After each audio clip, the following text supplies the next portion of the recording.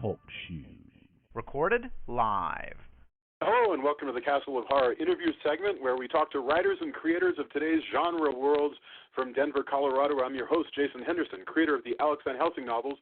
This week we're talking to Mark Jordan Legan, co-executive producer of the Disney superhero sitcom Mighty Med and creator of many commentary series dedicated to movies, especially the Slate series, The Worst Cinematic Crap That's Ever Been Made, which is genius. And I like to roll out episodes of it every season, you know, because you have some great, like, there was a wonderful one on beach movies. There was one wonderful one on Halloween. He's a regular contributor to Slate and NPR, which is where I spend most of my time. So welcome, Mr. Legan. Hello. Hi, it's a pleasure to be here. Thank you.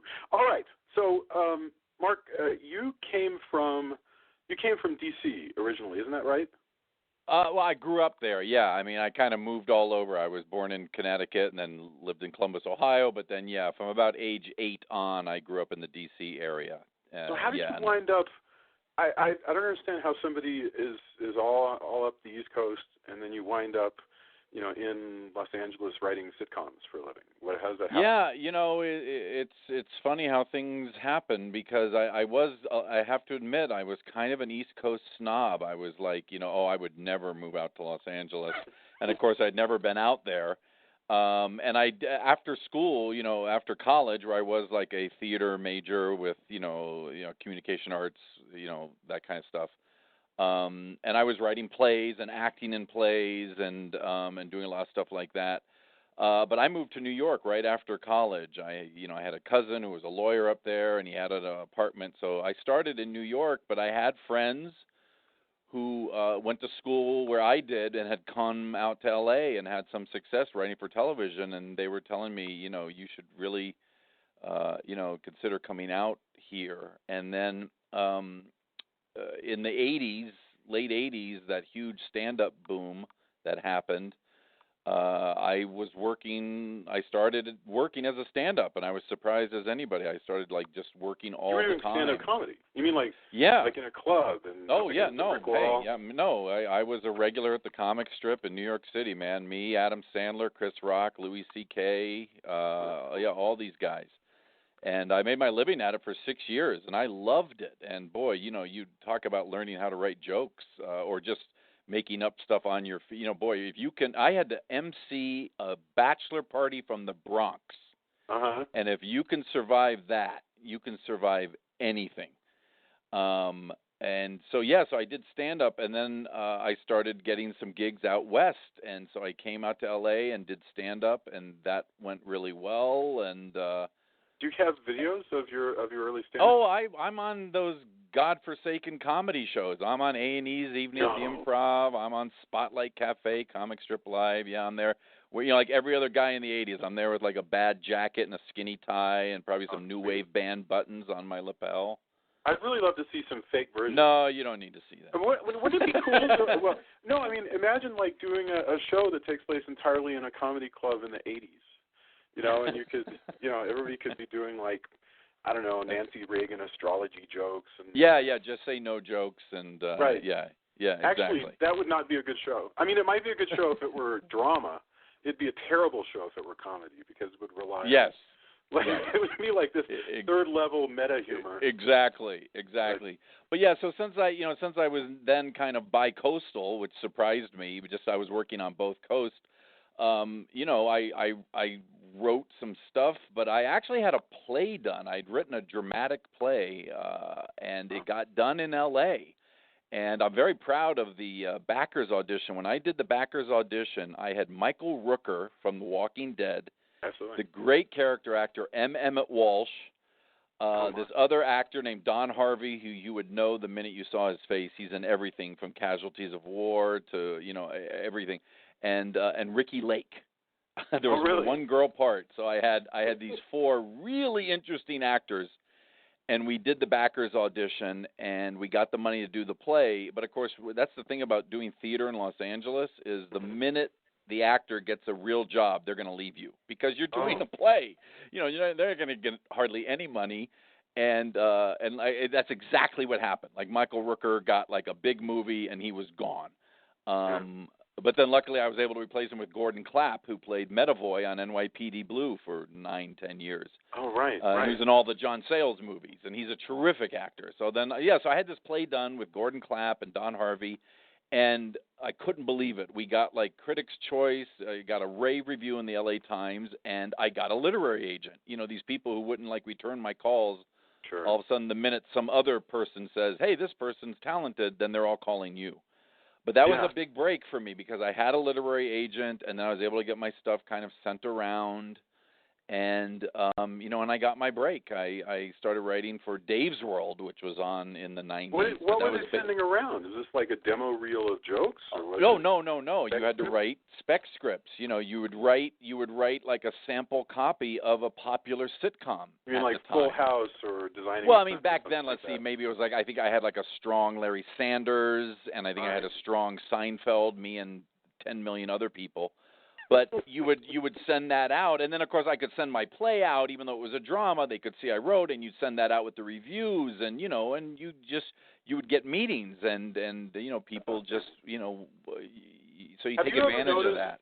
Do you experience this thing, or I've heard people tell me, say, that guy's looking for a comedy, and they go, I could send him my drama, and whereas we imagine that normal people with imaginations can take a piece of work and use their imagination to extrapolate that even though this thing they're looking at is a thriller, maybe he'd be able to write a family drama, or because even though this thing is science fiction, he'd probably be able to write a cop show.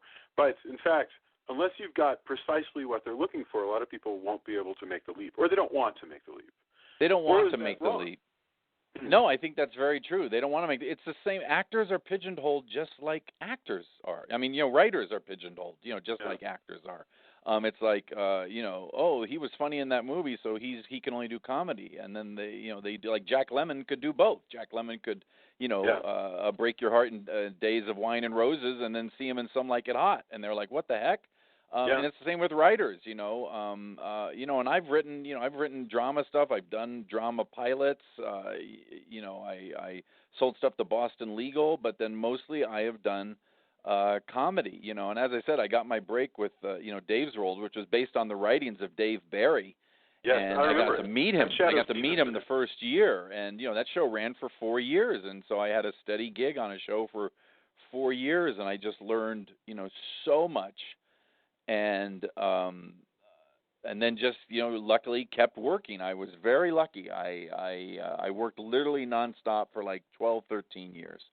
How does that actually work? I have friends who are in reality TV. I don't know anybody who works in sitcoms. And so how does this work? And I'm going to skip straight to talking about Mighty Med, and maybe you can sprinkle in things about it. But so right now, second season of Mighty Med.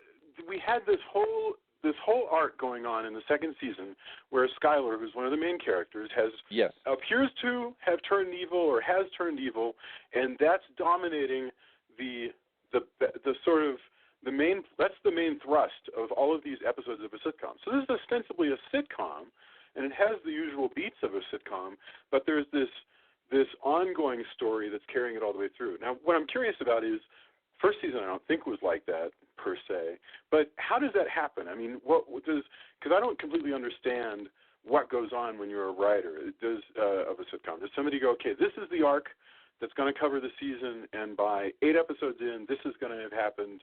Well, no, it's very interesting. Yeah, so this is my second year writing for Mighty Med. It's a show about a secret superhero hospital. I mean, I love the concept. I wish I had come up with it, but I didn't. 2 really talented writers named Jim Bernstein and Andy Schwartz created the show, and I'd worked 3 years on a hit show for Disney Channel, Ant Farm, and that ended its run, and then they were looking for writers, and I applied and had meetings and got hired, and it's a really good room. It's a small room. There's only 7 writers on the show. I've been on some sitcoms where there are 18 writers in the room. Wow. But for either comfort or budgetary reasons, this is a smaller staff. It's really good. We all really complement each other. And to answer your question, I think like once a show starts, that's why it's so crazy that people only give a show sometimes, a new show, like I'm going to watch the pilot. Oh, the pilot wasn't very good. I'm not going to watch it again. They should always give it another chance because a pilot is just, it's right. crazy. It's just you're listening to the network in the studio and you put it on.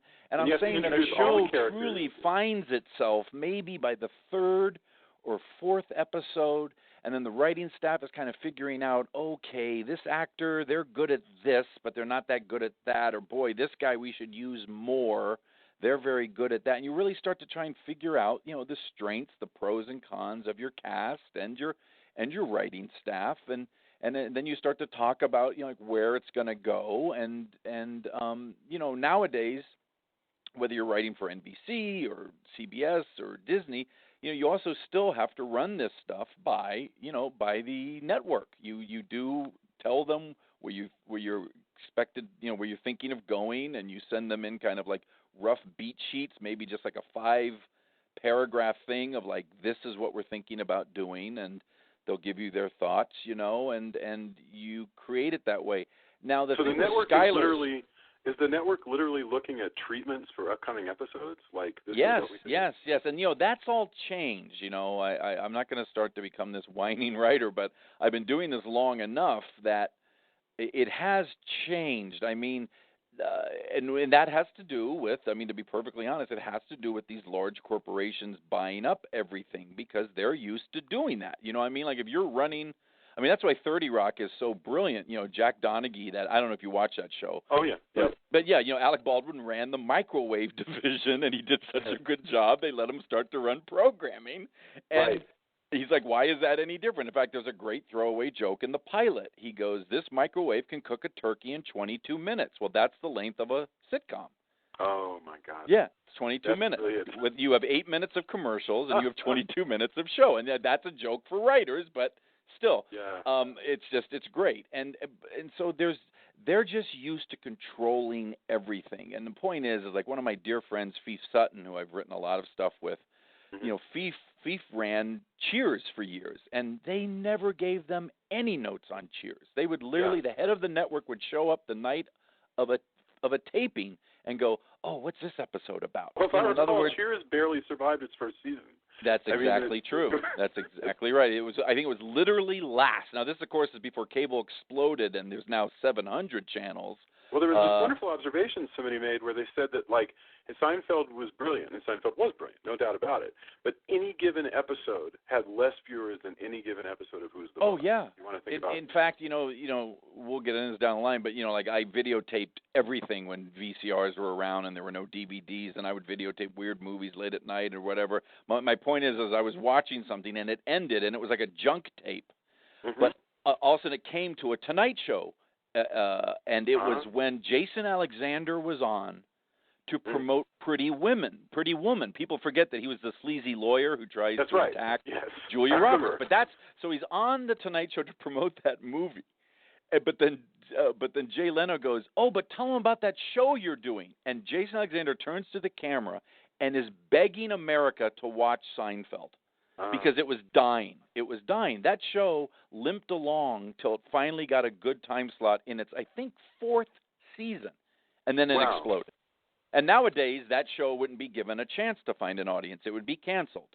That's really, okay, favorite cancellations of the past year. I'm not going to forget that I asked you about how the arcs work, but favorite cancellations of the past year, for me, it was Bunheads.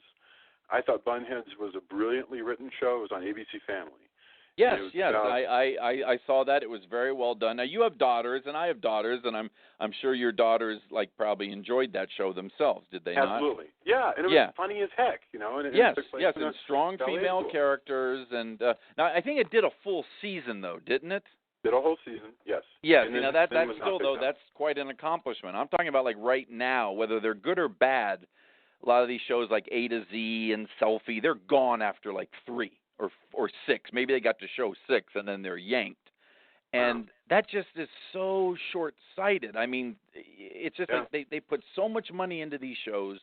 They don't find an audience right away. See, that's the whole thing. It's like, how can it find an audience right away when literally you can go home, Netflix, Amazon Prime, Hulu. I mean, it's like they're still stuck in the days of when there were 6 channels to watch. Well, your example is a really good one of Netflix because if I recall, Breaking Bad didn't really take off. Exactly. Until so people the could go back season. and find it. Yeah. That's right. Yeah. I mean, and you also, by canceling shows early, we lose the opportunity. First of all, if you remember, like, if you're a geek, if you're into Star Trek Next Generation, that show didn't get good until season 3 or 4. No, exactly. Exactly. Yes. But you also lose the opportunity for what I'd call early episode weirdness. One of my favorite things is to go looking for episodes of shows that are completely wonky compared with generally, like the early few episodes when we don't quite know exactly what a character is going to be about yet. So you have him, like, showing off weird skills that would never appear again, right. or working weird second jobs that you would never hear about ever again. Exactly. I love that stuff. Yes, me too, because it's just them trying to find their way in the dark. And but to get back to your main question about an arc, I'm just saying, like, so early on in Mighty Med, this young girl, Paris, who plays Skylar Storm, who I just think is terrific. She is very good. She's very, very cute. Good. She's talented. She was like a championship gymnast. That's why she does most of those. She does most of her stunts, and when she's doing those flips and kicks, that's her. And but again, she had not done. I don't think she had done any television. So early on, she was getting her feet wet. She was learning, but then we were like, oh, you know what? We gave her a joke. She did the joke. Okay, that's good. We can go to her for a joke because here she's working, with Bradley Perry, who's been on Good Luck Charlie for years. He's a pro. Jake Short, I'd written for him for 3 years on Ant Farm. That kid's been working since he was like 6.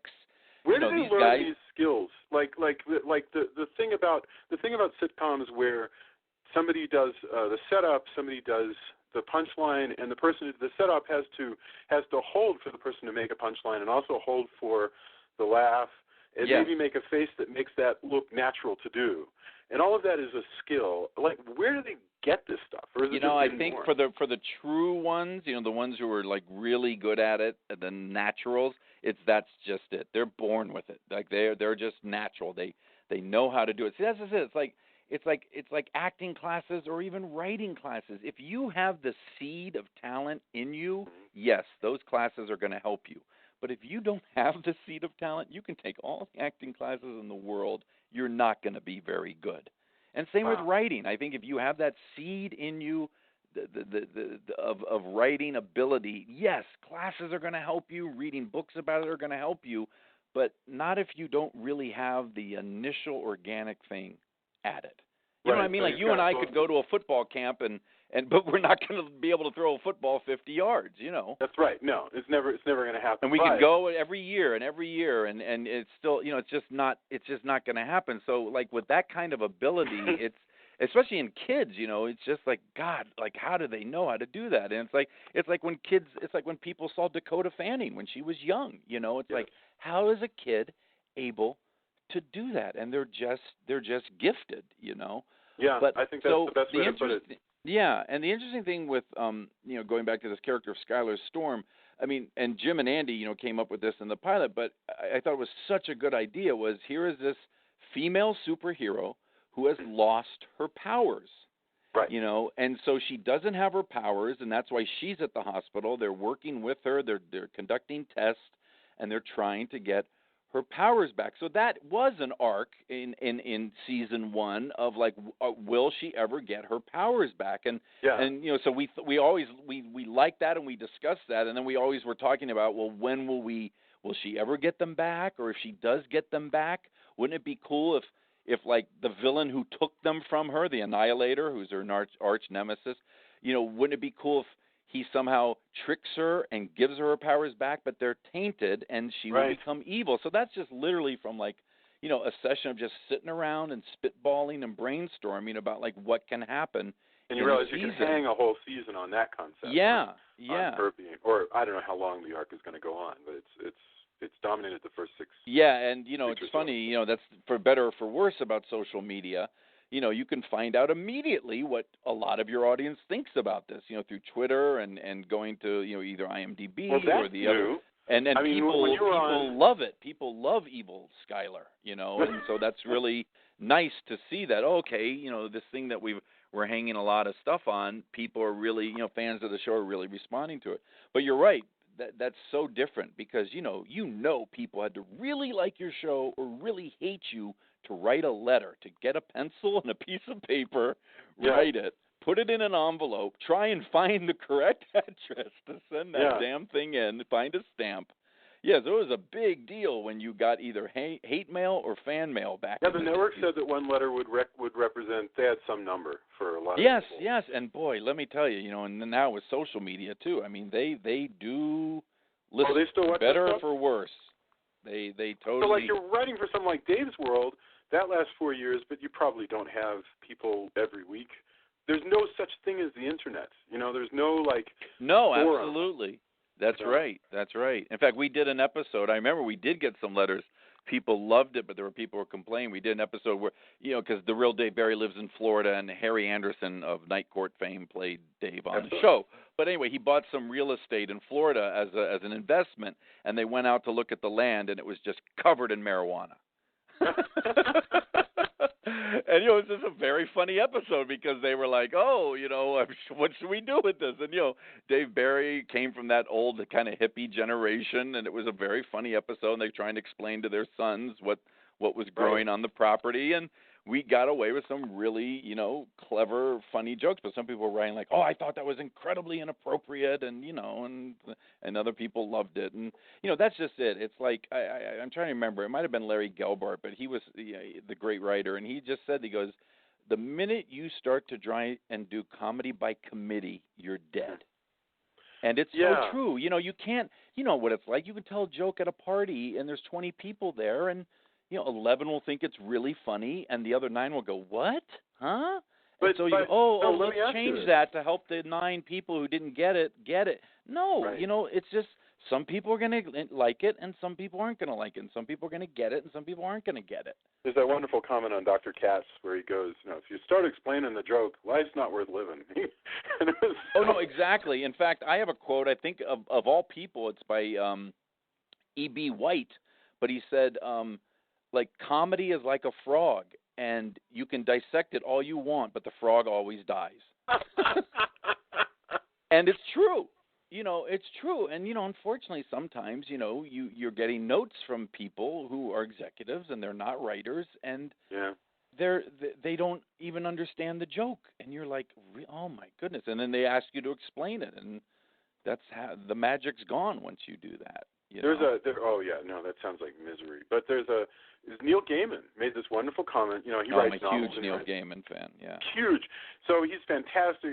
This was when he was doing the Graveyard Book, and he said, "Here's the thing: something goes wrong with your first draft. You send it to your friends. Some of them go, like if 75% of them say the problem is the ending feels too rushed, that's probably true." He goes, but if they each have advice on how to unrush the ending, you can kind of toss the advice. They're probably right about what's wrong, but the what's right is probably in the end going to be up to you, because that's the part that comes with being Neil Gaiman and having skill and working on it. But I don't get it. If everything you've just said is true about comedy, and yet a sitcom is written by many people. So how do you make the jokes better and not worse in a given 22-page script? How does that work? So you look up on a whiteboard, and what do you pull a random episode? Every show is different, and on this show, what we do, and it doesn't always work on shows because I've actually been on shows where they've tried this, but we write. We're all in the room breaking stories, and yes, sometimes I'll have the nugget of an idea. I'll be driving in, and I'll think, what about this, and we'll, and then I'll pitch it, and people respond, But every show does have a showrunner, and that person has the final say on, I think we should go with that, or let's not go with that. But then my point is that, once we all kind of say, there's a story here, we all break it in the room. We all sit in the room and break, and then, someone goes up on the whiteboard, and we go, okay, here's the first scene, here's the second scene, here's the third scene, very bare bones, But then, once we think we have the story, we write it all together. Mm-hmm. It's called Frankenstein Unit, and Wow. if it can work, it's fantastic, because it's tough when you're on a show and you get sent away by your lonesome to write the entire script, because maybe they'll give you a week, and you go away for the week, and you're not in the room, and you're missing out on all these great new room bits, and you're missing out on all this gossip and all this other stuff. Well, that's the way I've always heard of it. That it's like, okay, you got episode 3 of this thriller or this FBI show or whatever. Yeah, and here's the point. I think in drama, yes, absolutely. I think you do that, but at least in comedy.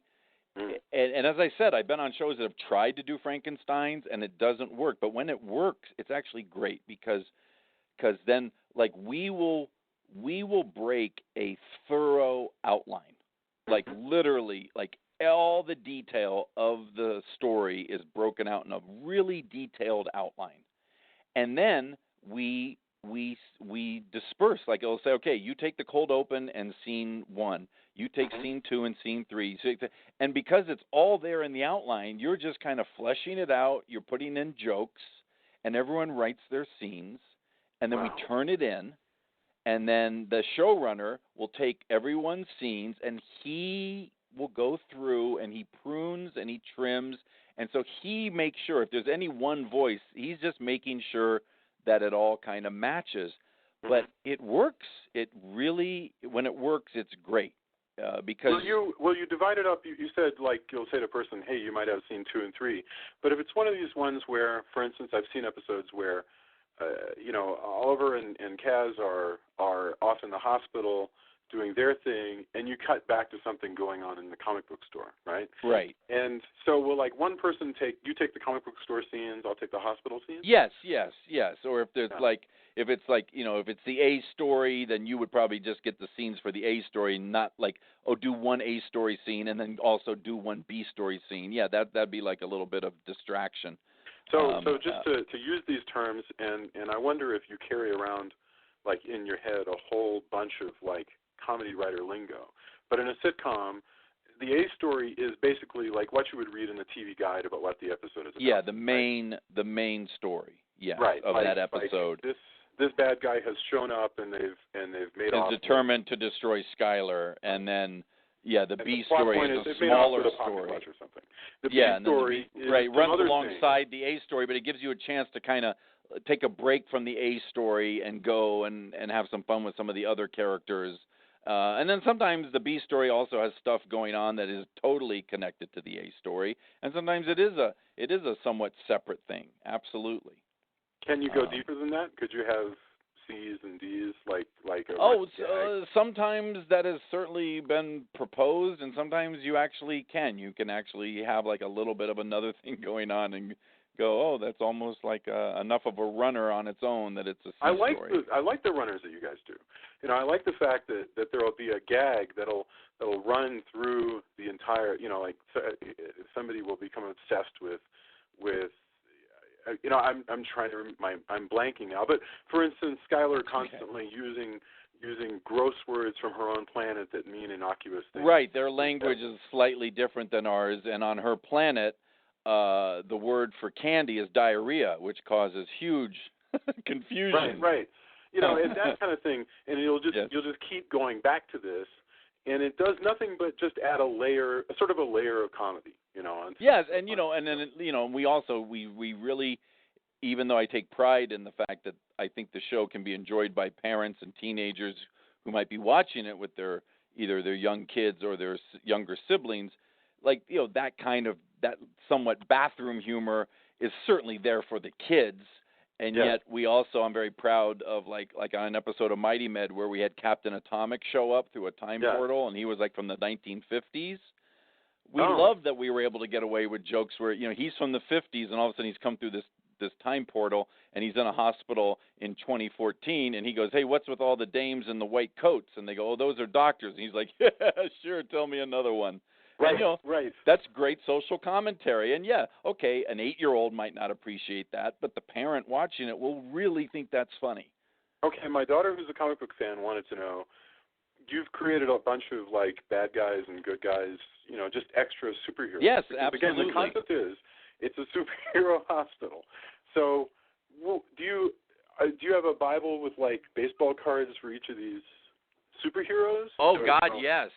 I mean, absolutely. And let me tell you something. I got to tell you this because I love superheroes. I mean, just growing up and like in my office right now, I'm just looking around. Like I think you and I are friends enough, like at least on Facebook and such, that you see like my little collections of like Aquaman and Spider-Man dolls and all kinds of stuff.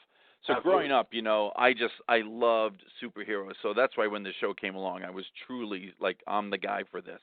But my point being is that once you're working in this world, the hardest thing to come up with is the names of a superhero or the names of a villain that have not been taken. Yeah. That's just it. Sometimes these names, like on the show, people might go, "Oh, okay, that's kind of a that's kind of a good name," and it's like that was 20th on the list.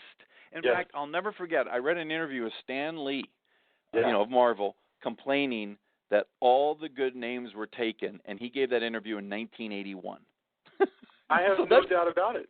And that's even before the explosion of like underground comics and other comic book companies. That was when it was just Marvel and DC fighting it out for names. So that's the most. They declared unwar on a lot of names. I mean, like they could have. Like, okay, fine. DC can have a Sandman, and Marvel can have a Sandman, and right. I don't care as long as there's no. Right, Spider-Man. and for us, like if we wanted a character like that, we'd probably be reduced to like Dirt Guy, Captain Soil. I mean, and you do benefit from the fact that it's comedy. You could get away with a little bit more snarkiness in the character names, but not much. The ones names like the Annihilator sounds like truly a character that. Yeah, and there's that villain who's like half human, half cyborg, and uses electricity, and he's called Megahertz. We were thrilled when that was fantastic. Because it's a play on herding as well. I mean, that's just brilliant. So no, it's neat. I mean, and it seems to me that would be really fun, and to sit around and just come up with a whole universe in an afternoon, basically. Yeah, no, that is one of the true joys of it. Seriously, of creating this world, and then you will find websites that are made by fans, and they're talking about all these other like secondary characters and superheroes and stuff. And they talk about them like, they're talking about any of the Lord of the Rings characters. Absolutely. I mean, just these people really invest into it.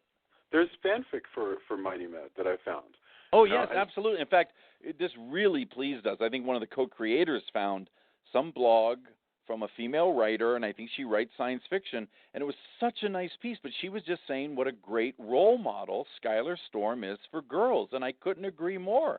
Absolutely. Because here she's literally been dealt with. She's lost everything that was her identity, which was her superpowers, and she makes the best of it. She never gives up, and she always tries to make the best of a situation. And that's the thing. I wrote for years before I got into the kids genre. I wrote for Grace Under Fire and the 70s Show, and all kinds of stuff. And I love writing for kids because also you have a chance to almost mold their sense of humor. Like, I remember as a kid, it wasn't its first run, but in reruns, I discovered Get Smart at a very young age, and I was like apoplectic. It was like, oh my God, they've written this show for me. Yes. And I mean, a lot of my sense of humor and timing and all that kind of stuff came from Mel Brooks and Buck Henry creating that. That was a very gaggy show, wasn't it? I yes. mean, that had this constant like it wasn't quite Zucker Brothers level of but almost stuff. Physical stuff, but like really smart stuff, really stupid stuff, and was so Mel Brooks a producer on that show? Well, he co-created it with Buck Henry. They played a couple rounds of pool. And came up with it, and to this day, Mel Brooks will still argue about like I came up with the cone of silence, and Buck came up with the shoe phone. The cone of silence, isn't that so? Was anything more? You think of something being like totally that era, totally 60s. Yeah. All the crazy Cold War paranoia. Yeah, I mean that's so brilliant. I always loved. I mean his ballsiness as just being willing to just sort of poke holes in people's anxieties and people's discomfort. Yep. You think about the producers and crap like that. Yep. that guy, that's an amazing man.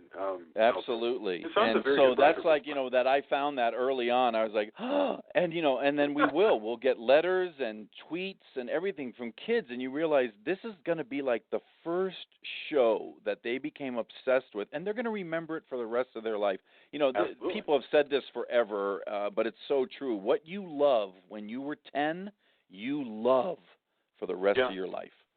I think and that's it's right. absolutely true, for better or for worse, because, it is rose-colored glasses, because I think I would give advice to a lot of people that, there might be a few things that you loved when you were 10 that you should not go back and look at. Okay, well, let me ask you that. Let me ask you that exactly, because that was one of the questions I was going to ask you. And I know that we're running long, and I apologize. But, that's all right. I know you watch a lot of bad movies, and before I get to why in the world do you watch bad movies, I wanted to ask about why don't old sitcoms, in my experience, except for a few exceptions, where they still make you laugh when you watch them, like not ironically, not self-consciously, but actually laugh. There are a few shows that will do that. Generally, you watch a show that you thought was great, you loved it, looked forward to it every Friday night or whatever, and now 15 years later or 20 years later, you watch it and you go, well, I'm not laughing. And it can't be that you remember all the punchlines. That doesn't make any sense. So why doesn't comedy have legs usually? Yeah, yeah. Well, no, I mean that's a very good point. But I would argue though that the basics of comedy don't change. Thank God, like my daughters who are as socially media active as anybody, but they, I showed it to them at an early age. They worship the Marx Brothers. They love Harold Lloyd. They love Buster Keaton. That stuff is still funny. Yes, some of it is antiquated, some of it is dated, but the core of it is, the core of like a Buster Keaton film, those are being done right now in rom-coms, but I'm not trying to get the girl. I'm not thinking of the general. I'm thinking of Here's Lucy or...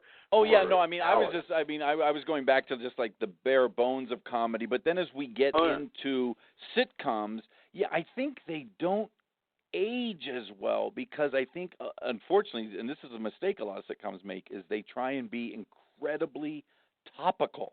Mm.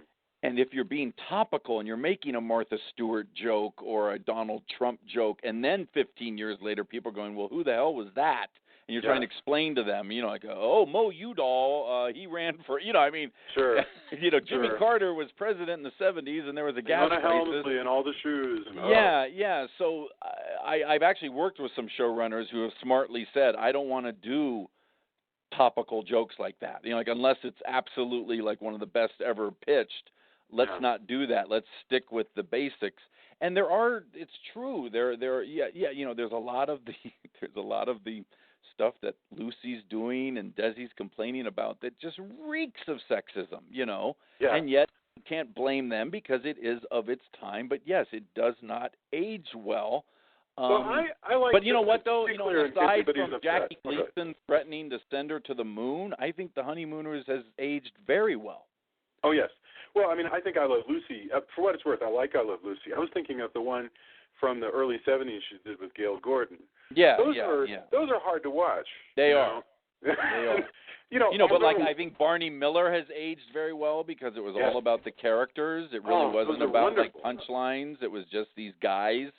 And so some of them, because if they really are just writing well about the world and they have these strong characters, they do survive. And, listen, Seinfeld was such a great sitcom, and you can still go back and watch it and be entertained, yet there are aspects of the 90s that you just go, what is going on with the clothes and the hair and the, but that almost makes it fun, Well, no, I agree. That's why I actually still like to watch even short-lived sitcoms of different eras, because they will give you a peek into, like, what people were thinking. Because a sitcom, I was watching Hello Larry the other day.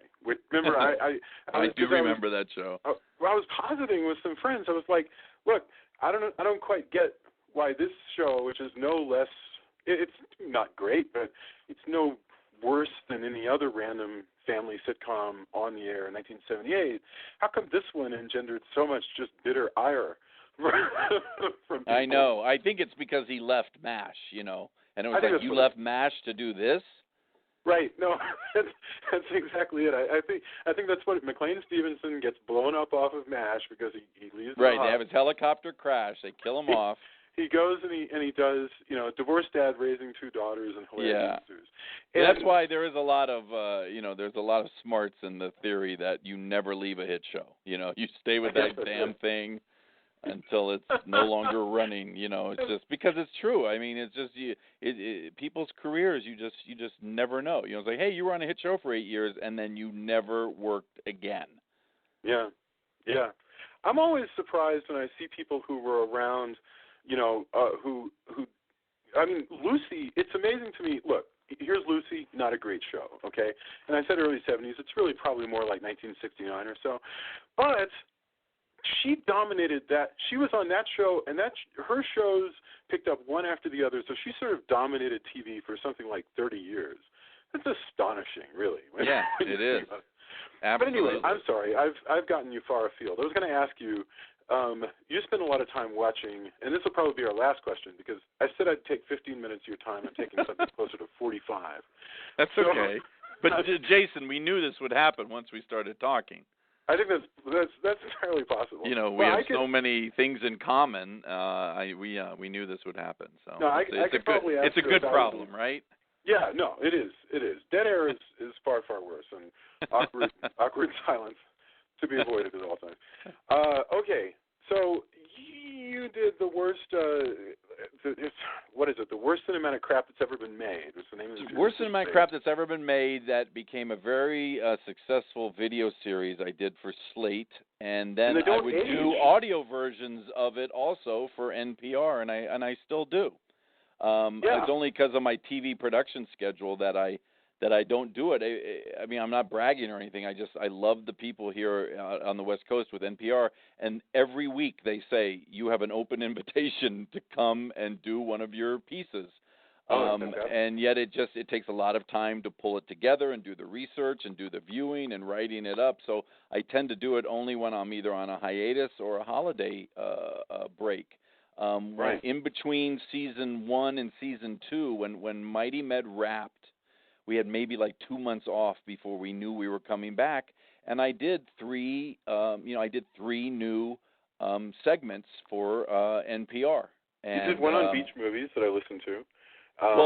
One actually, and then sometimes they're not even about bad stuff. Well, like recently, because I was such a True Detective fan, I don't know if you were. Oh yeah, absolutely. Yeah, but I did a nice piece for people. It was after True Detective had just ended, and we did a piece for people who are going through withdrawal for gritty serial killer movies. Right. I did a piece on very obscure, really good serial killer movies, and people ate it up. They went crazy for it. Oh yeah, no, I do remember that one. That was really, really cool. Yeah, and so sometimes I put a spotlight on good obscure stuff. And sometimes I love just doing it on like these are the worst Christmas movies ever made, and I do. I have a video and an audio segment of that, and NPR like usually Santa Claus plays and them. the Ice Cream Bunny, and yes, exactly, and the Magic and the Christmas Mexican tree. Santa Claus. What's the Mexican movie where Santa Claus fights Satan and they have? But that's Santa Claus Conquers the Martians. Oh, okay. Well, so explain to me. Is there any I'm trying to find are you doing yourself any favors spending so much time watching crappy movies? Does it help God, at all? Yes, okay. Absolutely. See, that's it. Luckily, I have some like-minded friends who are writers and actors, and I'm not exaggerating. We get together almost every week. We get together almost either every Friday night or Saturday night. My friend Fief Sutton, who's an Emmy-winning writer for Cheers and many, many other things, we usually go to his house. He has a real nice house. We go out there, and everybody from John Michael Higgins to Jim Rash to, just a lot of people, we will all come together. Sometimes people bring, like, oh, I found this, or, like, they're into that genre. Like, John Michael Higgins is obsessed with the Lawrence Welk Show, and he has almost all of them.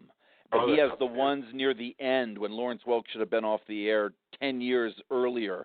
That's and what they tried to have late people. Season weirdness. And they had people come on to do the robot dance on the Lawrence Welk Show, and it's just fantastic. See, that's just wonderful. it. and not to sound too snobby, but I took a lot of film study in college, and then when I moved to New York, there were still revival houses, and I saw everything good.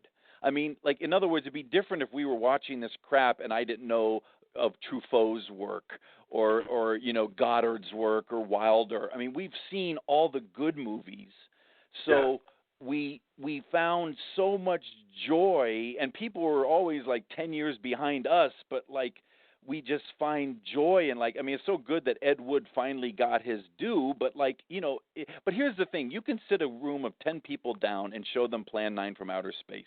Yeah. 5 of them are going to think it's one of the funniest things they've ever seen and want to be entertained like that again, and the other 5 are going, this is just a bad movie, and we call those people citizens. You can't explain it. You can't explain it. But if you're a citizen, you're a citizen, and you're entitled to your opinion, but we're not going to invite you over again. Right, and then, and like one of my actor friends who's in our bad movie group, he goes, what he loves about it is that just like getting up to go make Citizen Kane, these people got up that morning and said, we're going to the set. I've got to learn my lines because we're making Troll 2. But they don't, it's there's still a crew there. There's still makeup people there. There's still that. And we just get such delight out of it because you cannot believe what you're seeing. And I almost find that. You can also find inspiration there because I might come across a truly awful or at least a truly second-tier episode of Naked City.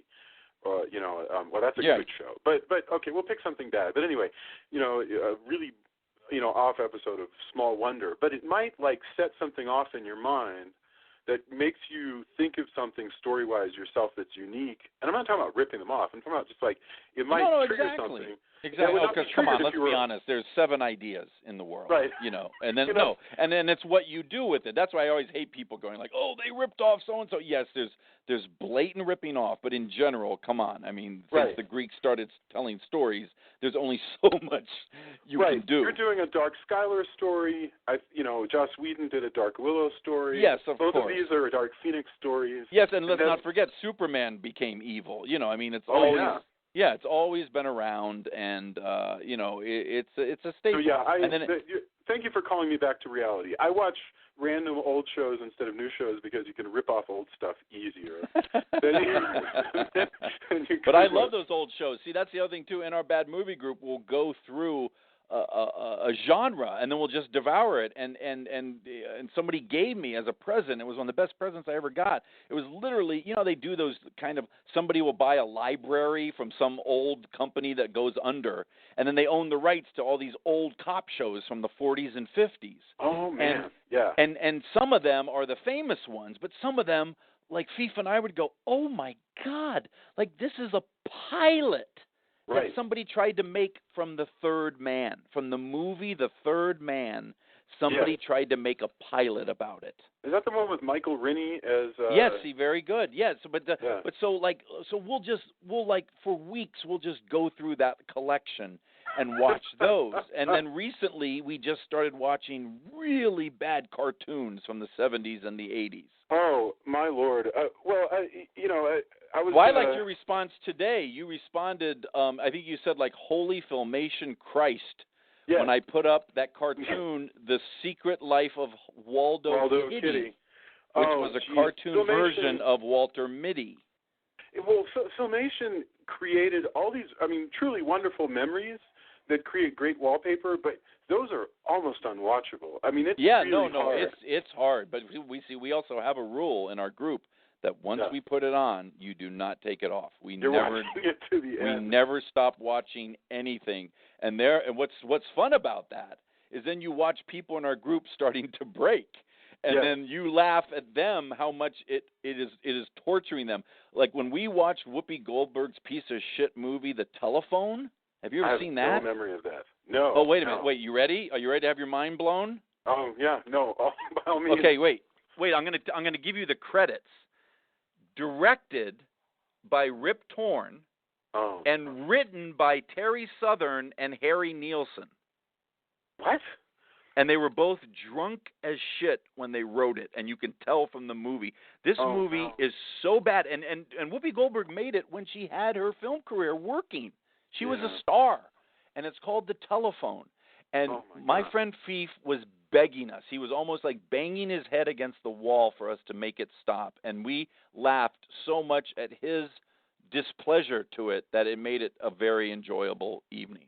It can be really fun to try to watch these movies like sort of slog through their plot points, where you go, oh, finally it looks like they've made the turn towards the end of the film because there's nothing left here.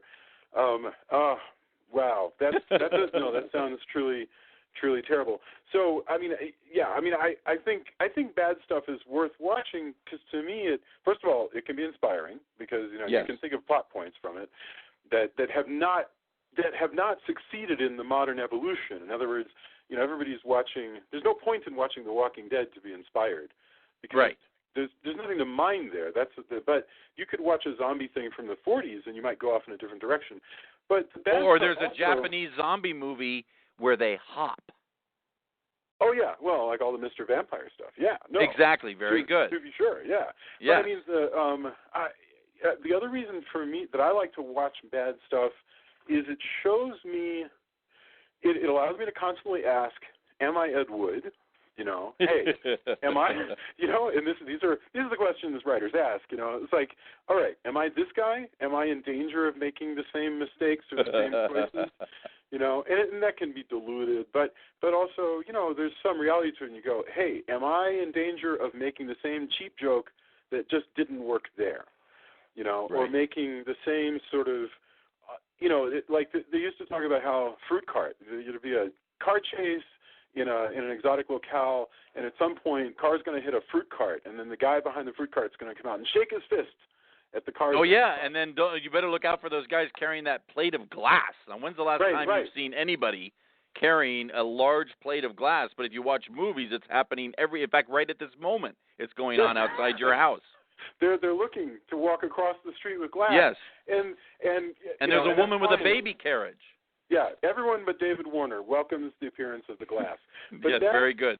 Yes, that's one of the best visual effects ever of somebody getting their head cut off.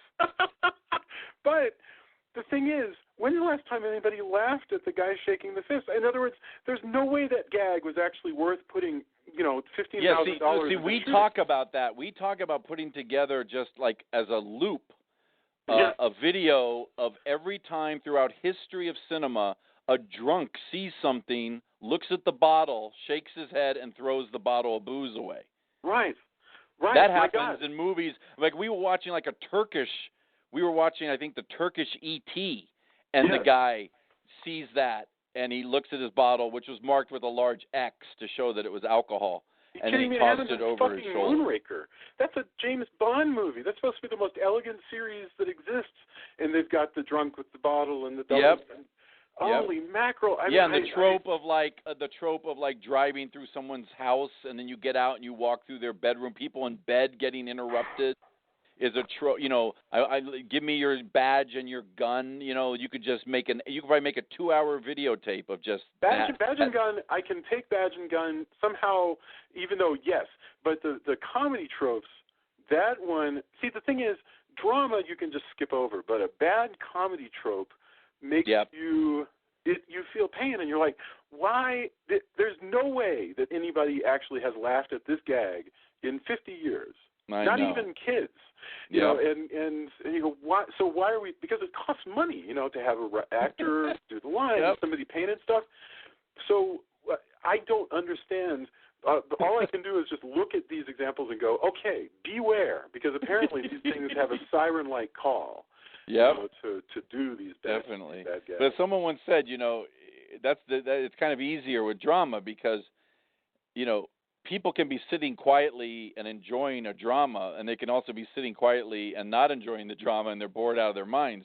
But boy, in a comedy, they're either laughing or they're not laughing. Oh. Well, I mean, you named The Telephone as like the worst comedy. One of the worst comedies. Can you think of any worse comedies that I don't mean to put you on the spot, but as far as just In fact, we found a genre of like low-budget 80s. In fact, I think I would post clips from it, and you commented like, what the hell is this? They were kids' movies. They were like low-budget, like regionally made. That's the other thing we love. We love when it's like some guy in Florida takes all of his savings and is going to make his movie. That we love finding that stuff. Yeah. And that's the other thing. When video cameras came out in the 80s, there was a guy in Chicago, like literally using his like mom's video camera, tried to make a serious cop drama. And oh my God, it's amazing. But yes, we were watching some kids films. God, what was that title? It was literally like, why did you make me do that? Yes. Was literally the title, and it was almost like a kid who finds an alien and has to hide it from the town. And oh my God, there's nothing like it. And you know, we will go back and even watch some of the early sound comics who weren't the Three Stooges. They were the people who wanted to be the Three Stooges, and there's nothing like, that stuff's pretty painful. Oh my God, yeah. Well, I mean, did you ever see a short film that Letterman, I think, may have been involved in? I remember it had Larry Bud Melman in it. It was called King of the Z's, and it was about. I remember that. I don't know if I ever saw that. They spun it a couple times on Night Flight, and it was a short film, like 8 minutes long or so. But it was about this guy rolling out Z-grade comedies in in the silent era, and they're horrible. They're just and it's wonderful because you can totally. It blew my mind, I think, at that point to imagine that there were bad producers back in the days of the gods. Right. Because you think that those golden eras are all just nothing but Nosferatu and pieces of and The General and just brilliant pieces. But no, there was schlock. As far back as there were. Oh yeah, since the beginning of once they started trying to make movies, absolutely. Yeah.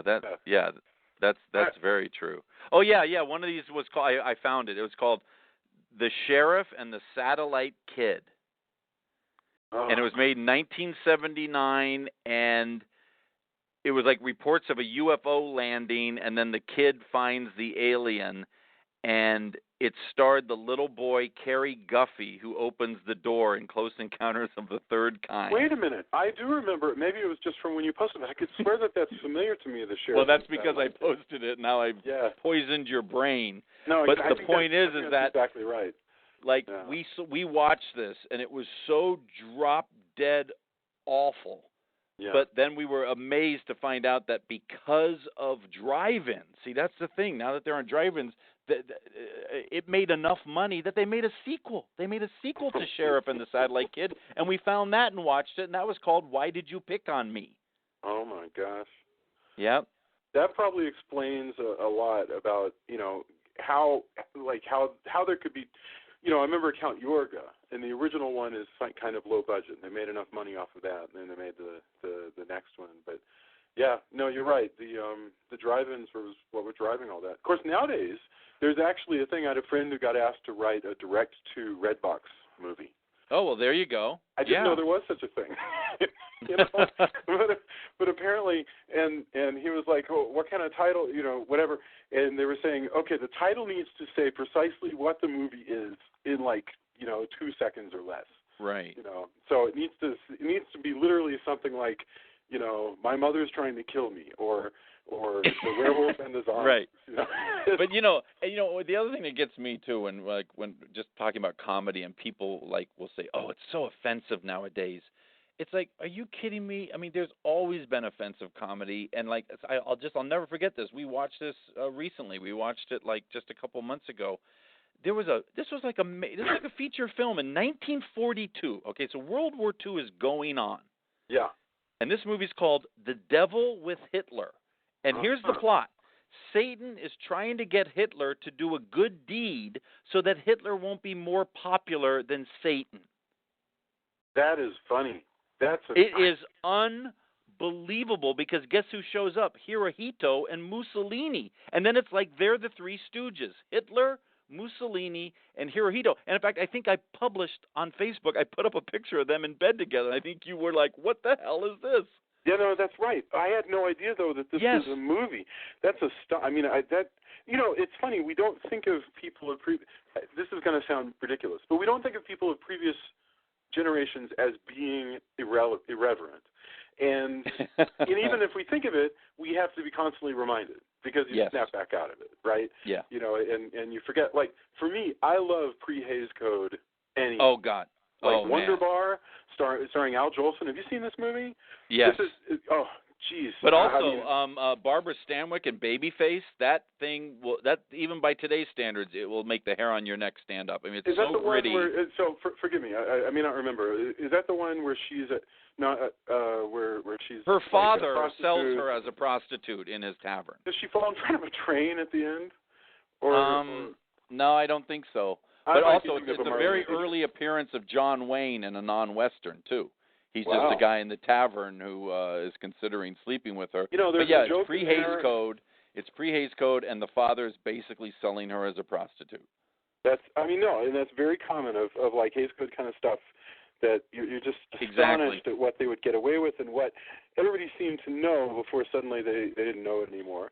And I was going to say, there's something in there about, like, Groucho Marx always saying that he knew Doris Day before she was a virgin, that all these people went through this whitewash, But, you had Naked Jane in the early Tarzans, you had gay characters in Wonder Bar, and this was not astonishing to anybody.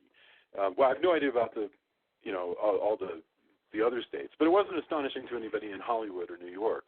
Right. And then all of a sudden, all of that just went away. So anyway,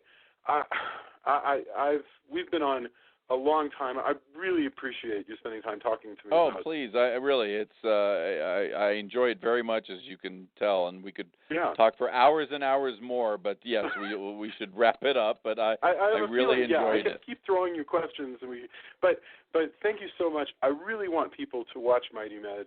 It's wonderful. My girls are loving it. We really hope. I appreciate that. I hope Skylar doesn't remain evil forever because that would be disappointing. Well, you'll have to watch and see, but I really do appreciate it. I'm very proud of the show, and it's so nice that when like kids find out that I write for it, they come running up. If I'm at like an event or a party or something, it's just great to see that because kids are pretty honest with what they like and don't like, and so they're like your little walk-in focus group, I guess. Yep. All right. Well, Mark Jordan Legan, thank you very, very much. Guys, anybody listening, join us on the Facebook page, Castle of Horror, on Facebook, and leave comments, questions.